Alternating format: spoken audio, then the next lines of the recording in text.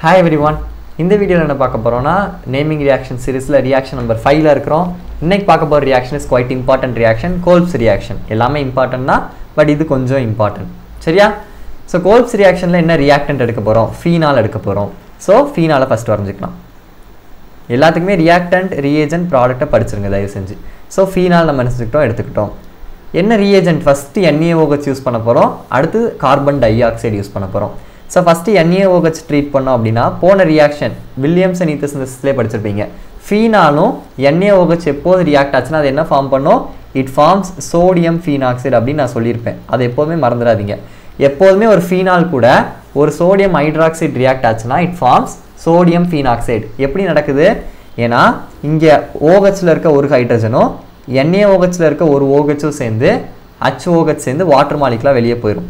அப்ப ரிமைனிங் யார் இருப்பா இங்க ஒரு O மட்டும் ரிமைனிங் இருக்கும் இங்க ஒரு Na மட்டும் ரிமைனிங் இருக்கும் சோ அந்த O வும் Na வும் சேர்ந்து ONA ன்னு ஃபார்ம் ஆயிடுச்சு சரியா சோ இத ஃபர்தரா நம்ம எது கூட ட்ரீட் பண்ண போறோம் CO2 இரண்டாவது ரிஏஜென்ட் யாரு CO2 கார்பன் டை ஆக்சைடு என்ன டெம்பரேச்சர் கேளுனா ஒரு 400 கெல்வின் நினைக்கிறேன்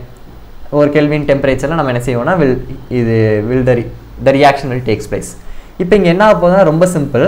நமக்கு தெரியும் பென்சீனோட எல்லா கார்பன்லயுமே ஒரு ஹைட்ரஜன் இருக்கும் இந்த இடத்துல ஒரு ஹைட்ரஜன் இருக்கும் இந்த இடத்துல ஒரு ஹைட்ரஜன் இருக்கும் இந்த இடத்துல ஒரு ஹைட்ரஜன் இருக்கும் இங்க ஒரு ஹைட்ரஜன் அதே மாதிரி இங்க ஒரு ஹைட்ரஜன் இருக்கும் சோ இப்போ இங்க என்ன ஆகுதுனா ஒரு புரோட்டான் ட்ரான்ஸ்ஃபர் நடக்க போகுது அதாவது இந்த Na க்கு பதிலா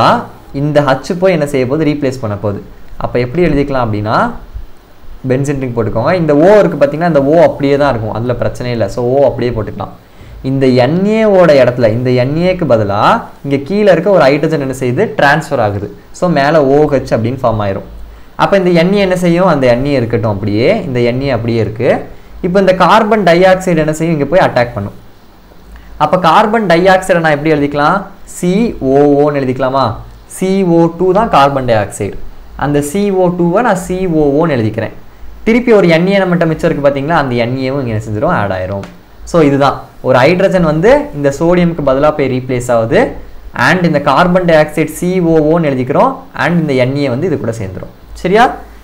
then இத நம்ம ஃபர்தரா acid hydrolysis H+ in presence of H2O போட்டோம் அப்படினா டைரக்ட்டா இந்த Na க்கு பதிலா இந்த ஆசிட்ல இருக்க ஒரு புரோட்டான் வந்து ரீப்ளேஸ் பண்ணிரும் சோ அப்ப the product will be OH அப்படியே மேல இருக்கும் இங்க COO அப்படியே இருக்கும் இந்த Na க்கு பதிலா ஒரு புரோட்டான் வந்து ஆட் ஆயிரும் சோ அப்போ H ன்னு வந்துரும் So, இந்த ப்ராடக்ட்டுக்கு பேர் என்ன அப்படினா it is nothing but salicylic acid. Salicylic acid அதாவது ஒரு ஃபீனால் இது ஃபீனால் கரெக்ட்டா இது ஃபீனால் ஒரு ஃபீனால்ல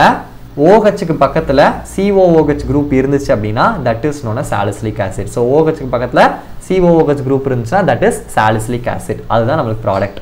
So this is Kolb's reaction. Hope you are clear with this. Next reamer team ல மீட் பண்ணுவோம். Thank you.